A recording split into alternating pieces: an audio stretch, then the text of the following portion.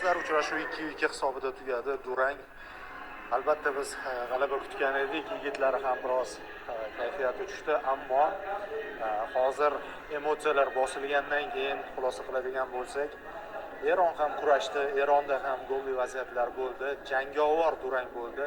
Jamoalar bir-biriga munosib, raqiblarimizni ham tabriklaymiz. Ularga bu ochko Jahon chempionati yo'llanmasini taqdim etdi. Biz hozircha kurashni davom ettiramiz, lekin imkoniyatlarimiz yaxshi. To'g'ridan-to'g'ri raqibimiz Birlashgan Arab Amirliklari bilan keyingi uchrashuvni mehmonda o'tkazamiz.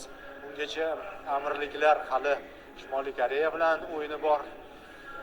Balki ochko yo'qotishar, balki ochko yo'qotgandan keyin biz yo'llanmani bugun naqd qilishimiz ham mumkin.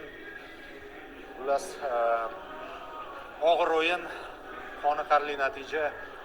Xudo xolasa Jahon chempionati sari yurishda davom etamiz.